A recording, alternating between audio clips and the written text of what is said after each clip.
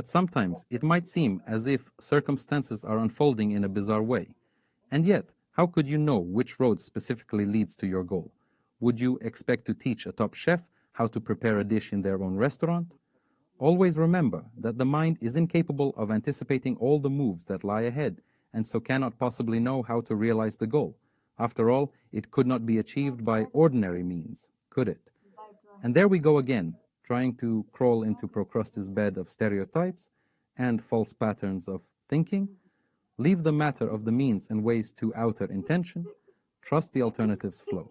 You will act in a way that brings you to your goal, irrespective of your own will. This is how outer intention works.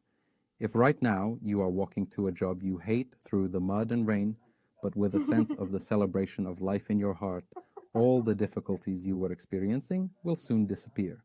Quite simply, the quality of your energy will no longer correspond to the frequency of the scene. I am not trying to convince you with these words, for there is no way out of the labyrinth of faith. I am just trying to inspire hope.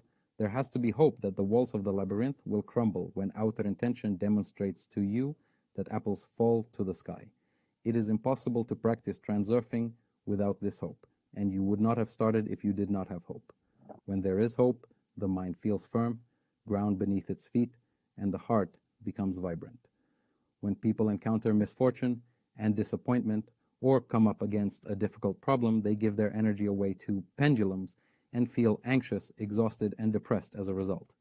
People tend to get all psyched up and ready to battle with the situation, or they give up entirely.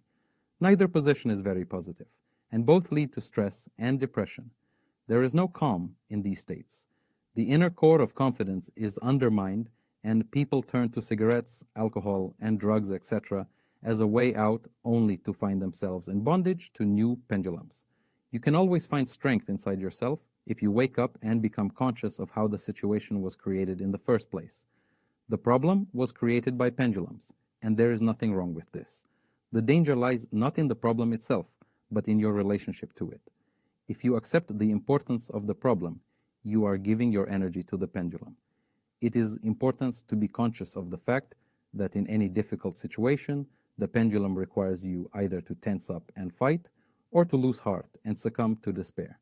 You must not do either, and yet what can you do when there is no support and the inner strength of confidence has been lost? Support is found in the awareness that you know that the pendulum is trying to subject you to its will and feed on your energy.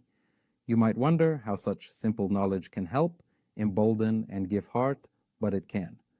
Hope is also a kind of knowledge, that not all is lost and that there is a solution. Understanding how a problematic situation works has the same weight as hope, for it puts you above being the puppet and the little paper boat. You now understand what is really happening, and you can consciously smile to yourself and say, "No, pendulum, you will not get your hands on my energy. I know what you are after and how you are trying to get your claws into me.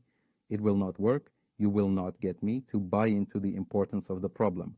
I have the right to choose, and I choose to be free of you." Everyone makes their mistakes in life, which they later have cause to regret. You might think that you are too far now from your original goal to make it real, but nothing is ever lost. Transurfing can help to get things back on track. Even if your previous goal is objectively speaking closed to you now, you can also find a new goal.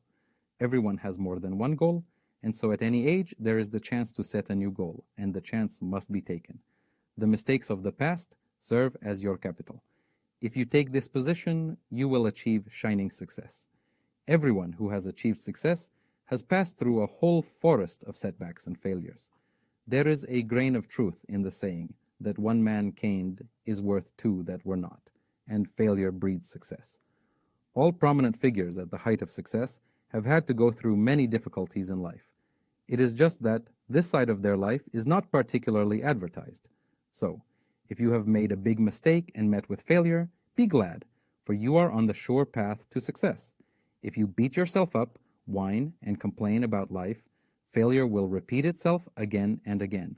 All the life experience that you consider worthless will undoubtedly benefit you in your target lifeline. Apathy dissipates when fresh hope emerges.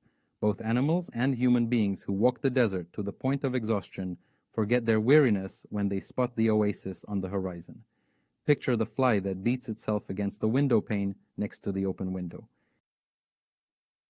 Its entire life, the fly has had it pummeled into its head that when you see a goal, you should fly directly towards it. And yet the fly sees its goal and beats against the window pane in vain. It is the same with people when they fail to understand how to achieve their goal, deprived of choice and forced to accept the little they have.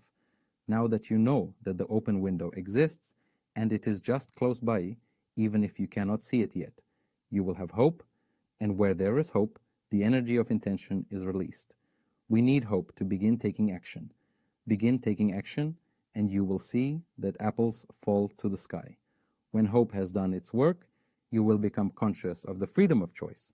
Then you will say to yourself, I do not want and I do not hope. I intend.